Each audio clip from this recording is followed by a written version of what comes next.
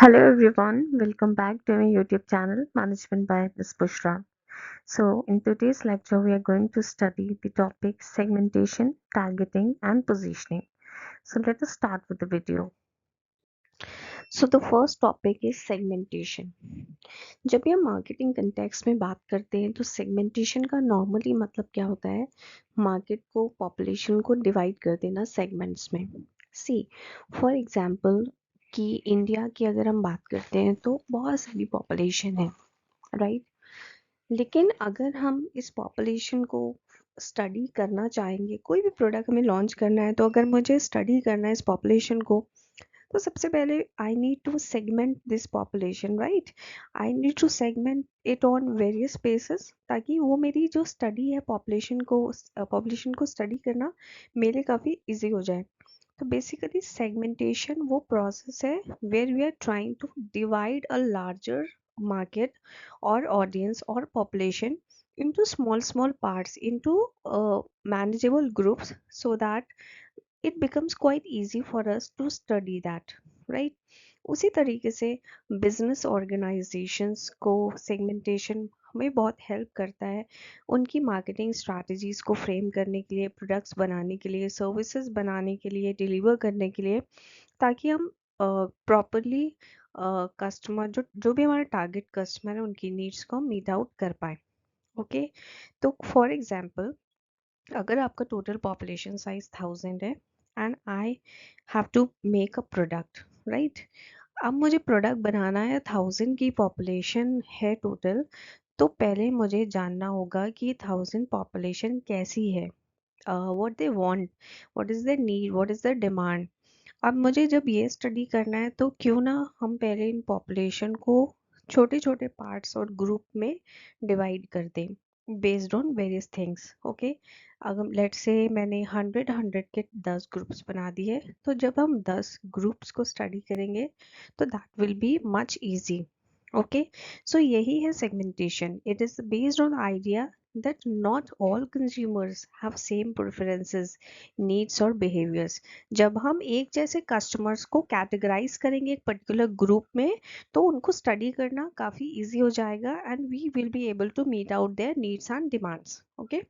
So as per Philip Kotler, a leading marketing expert defines this Philip Kotler, leading marketing expert, defines segmentation as the process of dividing a market into distinct groups of buyers who have different needs, characteristics, or behaviors, and who might require separate products or marketing mixes. All right. So simply dividing the population, a larger population, into small parts or groups is what is known as segmentation. Okay. So that marketeers and business persons उनके लिए आसान हो जाए अपनी strategies को frame करना और 4 Ps product price place promotion के साथ इजीली प्ले कर पाए. नेक्स्ट आपका आता है बेसिस और टाइप्स ऑफ सेगमेंटेशन. जब भी हम सेगमेंटेशन की बात करते हैं तो हम सेगमेंटेशन कई बेसिस पे कर सकते हैं. तो first one is demographic segmentation. Demographic segmentation वो सेगमेंटेशन है जिसमें हम मार्केट को डिवाइड कर रहे हैं और सेगमेंट कर रहे हैं based on demographic study.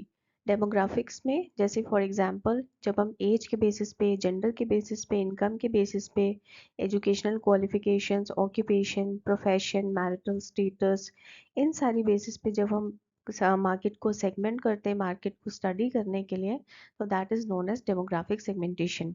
For example, let's say कि अगर 1000 टोटल पॉपुलेशन है और मैंने उसे स्टडी करने के लिए फर्स्ट ऑफ ऑल ये देखा कि जेंडर में उसमें मेल फीमेल कितने हैं, कितने कितने एज ग्रुप्स के लोग हैं, इनकम स्टेटस उनका कैसा है. लेट्स से कि इतने लोग हैं जो कि बिलो 25,000 कमाते हैं, इतने लोग हैं जो कि 25 से 35 कमाते हैं, 35 से 50 वाले इतने हैं. तो इस तरीके से जब भी हम स्टडी करें that is demographic segmentation. Next आता है आपका जोग्राफिक सेगमेंटेशन. जोग्राफिक सेगमेंटेशन जब हम मार्केट को डिवाइड करें या सेगमेंट करें based on geographic. Geography means, geography से यहाँ पे मतलब है कंट्री के बेसिस पे, रीजन के बेसिस पे, लोकेशन के बेसिस पे, सिटी के बेसिस पे, क्लाइमेटिक कंडीशंस के बेसिस पे. तो वो सेगमेंटेशन हो गया जोग्राफिक सेगमेंटेशन. फॉर एग्जांपल, मैंने कहा कि इंडिया में let's say north east west south के बेसिस पे हमने मार्केट को सेगमेंट किया, या यूपी रीजन एमपी रीजन के बेसिस पे सेगमेंट किया, या फिर मैं कहूँ कि कानपुर लखनऊ दिल्ली मुंबई उस बेसिस पे सेगमेंट किया, तो वो हो जाएगा हमारा जोग्राफिक सेगमेंटेशन। नाउ थर्ड जो हमारा आता है वो है psychographic segmentation. Psychographic is the term which is related to psychography, psychology and graphy। तो बेसिकली जब हम एक इंसान की पर्सनालिटी, उसका एटीट्यूड, उसका वैल्यू, उसका लाइफस्टाइल, उसका इंटरेस्ट, ये सारी चीज़ों के बेसिस पे जब हम मार्केट का सेगमेंटेशन कर रहे हैं, तो वो हमारा आता है साइकोग्राफिक सेगमेंटेशन में। Next one is behavioural segmentation. तो बिहेवियरल सेगमेंटेशन में हम मार्केट का सेगमेंटेशन करते हैं कंज्यूमर के बाइंग बिहेवियर को स्टडी करके कि हाउ ही और शी इज़ रिएक्टिंग, किन प्रोडक्ट्स के टूवर्ड्स उसकी ब्रांड लॉयल्टी है, कैसा बिहेवियर वो डिपिक्ट कर रहा है, क्या उसकी नीड्स है, डिज़ायर है, कितना वो पर्टिकुलर ब्रांड को प्रोडक्ट को यूज़ करता है, उसका यूसेज रेट क्या है, व्हाट आर द बेनिफिट्स ही और शी इज़ लुकिंग फॉर। तो जब हम कुल मिला के बाइंग पैटर्न और बिहेवियरल पैटर्न को स्टडी करते हैं, उसके बेसिस पे सेगमेंटेशन करते हैं, तो वो होता है हमारा behavioural segmentation. Last is firmographic segmentation. ये सेगमेंटेशन बाकियों से डिफरेंट है, और ये सिर्फ और सिर्फ हम B to B market segmentation के केस में यूज़ करते हैं। B to B means business to business. जब एक बिजनेस दूसरे बिजनेस के साथ डीलिंग करता है, that is B to B market. Okay, normally हमने जो ऊपर के सेगमेंटेशन को स्टडी किया, that was B to C, यहाँ पे है बी टू बी। तो जब हम बी टू बी मार्केट में डील कर रहे हैं और तब सेगमेंटेशन कर रहे हैं, दैट इज़ फर्मोग्राफिक सेगमेंटेशन। उसमें सेगमेंटेशन होता है कंपनी साइज के बेसिस पे, कौन सी इंडस्ट्री की बात हो रही है, रेवेन्यू कितना अर्न कर रहे हैं, लोकेशन क्या है, उसके बेसिस पे जब हम मार्केट को स्टडी कर रहे हैं, मार्केट का सेगमेंटेशन कर रहे हैं, वो कहलाता है हमारा firmographic segmentation which is use in B to B context. So these were the basis of segmentation. Next is selecting and evaluating the market segment. जब भी हम segmentation की बात करते हैं, तो while we are studying, while we are doing this segmentation process, तो हमें select करना है या evaluate करना है market segment को। ये selection या evaluation different basis पे हम करते हैं।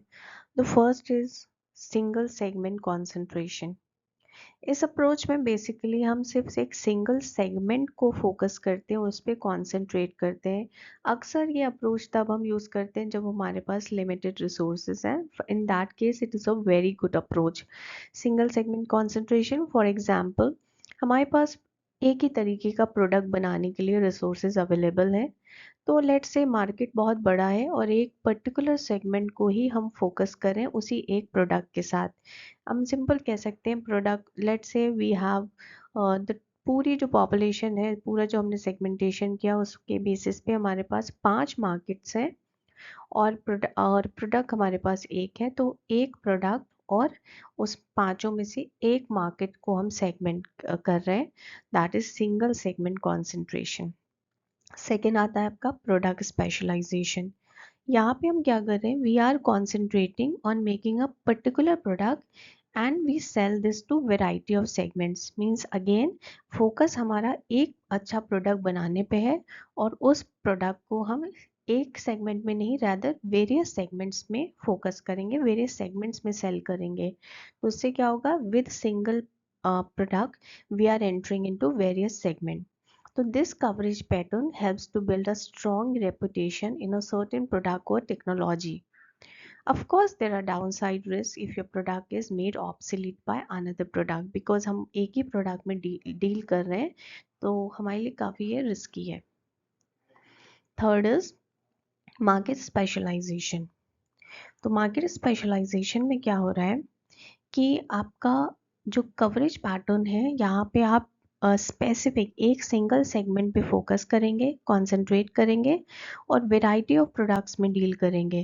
तो यहाँ पे आपने प्रोडक्ट कई बनाए, लेकिन सेगमेंट जो आपका रहा जिस पे आपने फोकस करना है वो एक ही रहा, तो वो हमारा हो जाएगा मार्केट स्पेशलाइजेशन। ओके, इससे क्या होता है कि हमारी एक अच्छी स्ट्रॉन्ग रेपुटेशन बिल्ड होती है एक पर्टिकुलर मार्केट में, और हम स्पेसिफिक एक्सपीरियंस बेनिफिट भी हमें प्रोवाइड करता है by serving a particular segment. उसके बाद आता है आपका सेलेक्टिव स्पेशलाइजेशन। यहाँ पे आप सेलेक्ट करते हैं वेरियस सेगमेंट्स को and appeal to them with different products. मतलब यहाँ पे वेरियस प्रोडक्ट्स भी बना रहे हैं और वेरियस नंबर ऑफ सेगमेंट्स में आप डील कर रहे हैं। इसमें आपका जो रिस्क है वो डाइवर्सिफाई होगा, because you are having many products and you are also not serving only one segment, you are dealing into various other segments. The last one is full market coverage.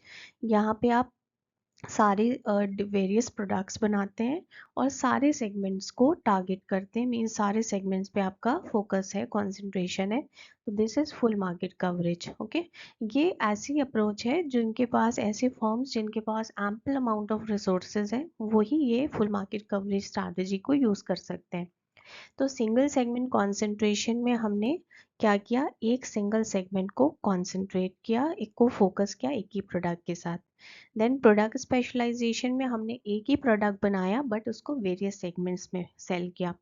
Market specialisation में हमने क्या किया कि हमने कई product बनाए लेकिन एक ही मार्केट में सर्व किया। सेलेक्टिव स्पेशलाइजेशन में हमने क्या किया कि हमने कुछ नंबर ऑफ सेगमेंट्स को सेलेक्ट किया और उनमें डिफरेंट प्रोडक्ट्स बनाए। फुल मार्केट में हमने सारे सेगमेंट्स को कैप्चर कर लिया with various variety of products. So this for the selection and evaluation in the market segment. Once we are done with the segmentation, उसके बाद कंपनीज सेलेक्ट करती हैं मोस्ट अट्रैक्टिव सेगमेंट, जिनको उन्हें प्रोडक्ट, जिनको सेल करना है, जिनके लिए उन्हें प्रोडक्ट बनाना है और जिनको वो सर्व करना चाहती हैं। और ये सेगमेंट हम डिसाइड करते हैं अट्रैक्शन पे, और अट्रैक्शन के बेसिस पे। Attraction as in, let's say UP में अगर मैं प्रोडक्ट बना रही हूँ तो यूपी में मैंने कहा कि प्रोडक्ट मार्केट साइज बहुत अच्छा है तो लेट्स कैप्चर यूपी। या प्रॉफिटेबिलिटी के टर्म्स पे, कॉम्पिटिटिव एडवांटेज के टर्म्स पे, उसके बेसिस पे I will decide the target audience, I will decide which segment attracts me the most. Okay, now ये टारगेटिंग करने की वेरियस स्ट्रैटेजीज हैं। Like first one is mass marketing, जिसको हम अनडिफरेंशिएटेड टारगेटिंग भी कहते हैं। सिंपल मतलब है कि एक ही स्ट्रैटेजी अडॉप्ट करेंगे सारे कस्टमर के लिए, या हम कहें one message for all customer. जैसे कि Coca Cola markets its original drink to a broader audience. Okay, तो वही कोका कोला सभी के लिए है, तो दैट इज मास मार्केटिंग और अनडिफरेंशिएटेड टारगेटिंग। सेकेंड आता है हमारा सेगमेंटेड मार्केटिंग, या जिसे हम कहते हैं डिफरेंशिएटेड टारगेटिंग। यहाँ पे हम डिफरेंट डिफरेंट सेगमेंट के लिए different different marketing strategies adopt करेंगे। So unique marketing for different segments. जैसे Nike sells different shoes for runners के लिए अलग प्रोडक्ट बना रहे हैं, बास्केटबॉल प्लेयर्स के लिए डिफरेंट शूज़ हैं, कैजुअल वियरर्स के लिए डिफरेंट शूज़ हैं। This is differentiated targeting. Okay, तो थर्ड वन इज निश मार्केटिंग, जिसको हम कॉन्सेंट्रेटेड टारगेटिंग भी कहते हैं। तो निश बेसिकली मतलब होता है वेरी स्मॉल सेगमेंट जिसको हम टारगेट कर रहे हैं, उसे हम बोलते हैं निश। तो निश marketing basically focuses on a very small and specific segment. जैसे रोलेक्स की जो वॉचेस आती हैं वो हाईली एलीट क्लास के लिए, हाई इनकम इंडिविजुअल्स के लिए, जिनको लग्जरी वॉचेस का हॉबी है, शौक है उनको लग्जरी वॉचेस का। तो दिस इज अ निश मार्केटिंग। उसी तरीके से अगर हम ऑडी BMW जैसी गाड़ियों की बात करें, जो कि प्राइमरी इलीट क्लास, जो कि बहुत ही कम इंडिया में बहुत ही स्मॉल सेगमेंट है इलीट क्लास में, उनको टारगेट करें, दैट इज निश मार्केटिंग और concentrated targeting. Okay, now fourth one is micro marketing, जिसको हम इंडिविजुअलाइज टारगेटिंग भी कहते हैं। माइक्रो मार्केटिंग बेसिकली क्या होता है, हम पर्सनलाइज मार्केटिंग करें इंडिविजुअल्स के लिए, लोकल ग्रुप्स के लिए। ओके, पर्सनलाइज एज इन, जैसे कि नेटफ्लिक्स जो है अक्सर रिकमेंड करता है, जैसे आप कोई भी शो वॉच कर रहे हैं या कोई भी चीज़ वॉच कर रहे हैं, तो उसी टेस्ट एंड प्रेफरेंसेस के अकॉर्डिंग आपको सजेशंस आते जाएंगे। Example, Netflix recommend show based on individual viewing habits. Okay, this is micro marketing, individualise targeting. Alright, so third one is positioning. Positioning का बेसिकली मतलब होता है, it is a process of creating a distinct image or identity of a product, brand or a company in the minds of consumers relative to its competitors. Simple मतलब है कि आपने product को बना लिया, आपने डिसाइड कर लिया कि आपको इसे टारगेट करना है। लेट्स से मेरे टारगेट ऑडियंस है यूपी में जितने भी 0 से 5 ईयर्स के बच्चे हैं, चाइल्ड हैं, उनको, वो हमारे टारगेट ऑडियंस है। ऑलराइट, नाउ उनके ऑब्वियसली जो बायर्स होंगे वो पेरेंट्स होंगे। ओके, नाउ अब मैं अपने प्रोडक्ट को या ब्रांड को या हमारी जो भी कंपनी है उसको मैं किस तरीके से पोजीशन करूँ लोगों के माइंड में।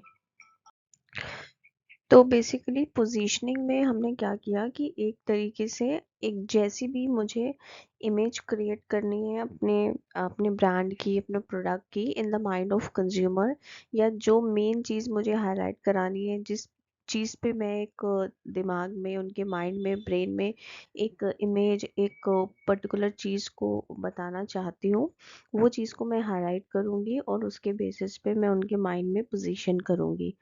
तो दैट इज़ पोजीशनिंग। अभी पोजीशनिंग करने के लिए बहुत सारी वेरियस स्ट्रैटेजीज होती हैं, जैसे कि प्रोडक्ट बेस्ड पोजीशनिंग। तो प्रोडक्ट बेस्ड पोजीशनिंग में क्या होता है कि हम हमारे प्रोडक्ट की फीचर्स, क्वालिटी या एट्रीब्यूट्स को हाईलाइट करते हैं और उसके बेसिस पे कंज्यूमर के माइंड में वो पर्टिकुलर फीचर्स इतने ज़्यादा बैठ जाते हैं या इतना स्ट्रॉन्ग उनका इमेज बन जाता है कि वो पर्टिकुलर प्रोडक्ट उसी लिए जाना जाता है। जैसे कि एप्पल ने अपना आईफोन्स को इस तरीके से कंज्यूमर के माइंड में पोजीशन किया है कि they are the best, they are luxury, आपका एक अच्छा क्लास डिपिक्ट करते हैं, प्रीमियम सेगमेंट है या हाई टेक डिवाइसेस हैं जो। तो आईफोन कितना भी चार्ज करे, भले ही उसके फीचर्स किसी को अच्छे लगे या ना लगे, बट जिनको वो एप्पल चाहिए तो वो एप्पल ही खरीदेंगे। तो सेकंड जो हमारा आता है वो है प्राइस बेस्ड पोजीशनिंग। बेसिकली यहाँ पे हम प्रोडक्ट्स को कंज्यूमर के माइंड में इस तरीके से पोजीशन करते हैं, बेसिकली हम प्राइस के साथ खेलते हैं। We are playing with the price range.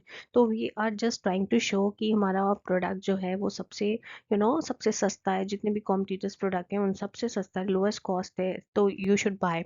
या फिर हम दिखा रहे हैं कि हमारा प्रोडक्ट जो है बहुत ही प्रीमियम सेगमेंट का है, वो इतना रेंज का है। तो बेसिकली बहुत सारे लोग, बहुत सारी ऐसी चीज़ें होती हैं जो जितनी महंगी और एक्सपेंसिव होगी तो लोग उसे as a status symbol show करते हैं। फॉर एग्जांपल बहुत ही एक्सपेंसिव डायमंड्स अगर है तो the more expensive they are, the more they are showing someone class. Okay, तो जब हम प्रोडक्ट को इस तरीके से पोजीशन करते हैं, इधर बहुत लो कॉस्ट दिखा के कि सबसे सस्ता है तो यू शुड बाय इट, या प्रीमियम सेगमेंट दिखा के कि महंगा है तो हमारे क्लास स्टेटस दिखेगा। तो जैसे कि वॉलमार्ट भी पोजीशन करता है कि वॉलमार्ट में अफोर्डेबल शॉपिंग डेस्टिनेशन है as compared to all its competitors. तो वो पोजीशनिंग हमारी है प्राइस बेस्ड पोजीशनिंग। नेक्स्ट आती है हमारी यूसेज बेस्ड पोजीशनिंग। तो बेसिकली यहाँ पे हम पोजीशनिंग जो कर रहे हैं वो एक पर्टिकुलर, कि हमारे प्रोडक्ट से ये पर्टिकुलर यूज़ है या इस चीज़ के लिए आप यूज़ कर सकते हैं, या ये हमारा एप्लीकेशन है प्रोडक्ट का, तो ये वो दिखा के हम पोजीशन कर रहे हैं। ओके, जैसे मैं कह रही हूँ कि ये हमारी जो एनर्जी ड्रिंक है ये स्पोर्ट्स पर्सन के लिए बहुत ही अच्छी है, तो every sports person should drink it before they are indulging themselves into sports activity. Okay, तो ये हमारा हो गया यूसेज बेस्ड पोजीशनिंग। तो हमारी कॉम्पिटिटर बेस्ड पोजीशनिंग होती है नेक्स्ट, जिसमें कि डायरेक्टली हम अपने आप को कॉम्पिटिटर के साथ कंपैरिजन कर देते हैं और अपने आप को हाईली सुपीरियर दिखाते हैं as compared to the competitor. जैसे कि पेप्सी की मार्केटिंग कैंपेन्स में अक्सर देखा गया है कि वो अपने आप को कई बार कंपैरिजन कोका कोला से करती है और दिखाती है अपनी superiority. So this is competitor based positioning. Next जो हमारी आती है वो है बेनिफिट बेस्ड पोजीशनिंग। यहाँ पे कस्टमर, सॉरी, यहाँ पे जो प्रोडक्ट है उसको हम इस तरीके से पोजीशन करते हैं कि we are actually trying to show और हाईलाइट कि कस्टमर को इस प्रोडक्ट को यूज़ करके क्या बेनिफिट या क्या उसकी प्रॉब्लम का सोल्यूशन मिलने वाला है। जैसे कि सेंसोडाइन है, सेंसोडाइन ने अपने आप को पोजीशन ऐसे किया है कि जितनी भी टूथ कैविटीज़ हैं, प्रॉब्लम है, टूथ रिलेटेड सेंसिटिव टीथ की जो प्रॉब्लम है वो हमारी सेंसोडाइन से सॉल्व होने वाली है। तो benefit based positioning. Then cultural और सिंबॉलिक पोजीशनिंग। तो कल्चरल और सिंबॉलिक पोजीशनिंग में प्रोडक्ट या ब्रांड अपने आप को पोजीशन इस तरीके से करती है based on the cultural values, emotions और बिलीव्स। जैसे कि नाइके का जस्ट डू इट कैंपेन जो है वो मोटिवेशन और डिटर्मिनेशन को प्रमोट करता है। जैसे कि आप you just wear the Nike shoes, तो just do it, it is signifying motivation, determination. Okay, so this is cultural or symbolic positioning. Okay, तो लास्ट वी हैव पोजीशनिंग का प्रोसेस। सो पोजीशनिंग का प्रोसेस क्या हो जाएगा? सबसे पहले आइडेंटिफाई द टारगेट मार्केट। सबसे पहले हमें कस्टमर की नीड्स को डिफाइन करना है, उनकी नीड्स एंड प्रेफरेंसेस क्या है, टारगेट मार्केट हमारा क्या है, वहाँ वो क्या चाहते हैं, उनकी नीड्स एंड प्रेफरेंसेस क्या है। देन हम एनालाइज करेंगे कॉम्पिटिटर्स को। एक बार टारगेट मार्केट डिफाइन हो गया, हम देखेंगे हमारे कौन कौन एग्जिस्टिंग कॉम्पिटिटर्स हैं। और then we are going to define USP. तो हम फिर अपने प्रोडक्ट का जो भी यूएसपी है, यूनिक सेलिंग प्रोपोजिशन है, हम उसको फाइंड आउट करते हैं। देन डेवलप फिर हम पोजीशनिंग स्टेटमेंट डेवलप करते हैं, जो कि क्लियरली ब्रांड, जो जिस भी तरीके से हम पोजीशनिंग करना चाह रहे हैं उसका ब्रांड मैसेज को वो मतलब डेवलप करेंगे। Then we are going to implement it and communicate through advertisement, social media, branding strategies को यूज़ करके। लास्टली हम उसकी मॉनिटरिंग एंड एडजस्टमेंट करेंगे, देखने के लिए कि क्या कस्टमर के माइंड में वैसे ही पोजीशन हुआ है कि नहीं हुआ है, क्या वो उससे मतलब कस्टमर उस सेंस में उसे परसीव कर पा रहा है, नहीं कर पा रहा है, उसका क्या रिस्पॉन्स है। एंड पोजीशनिंग में अगर हमें मॉडिफिकेशन की नीड है, then we are going to do it. So we have discussed segmentation, we have discussed basis of segmentation, we have discussed targeting and positioning. I hope you would have liked the video, and yes, please do motivate me by simply pressing the like button, the share and subscribe it. Thank you for watching.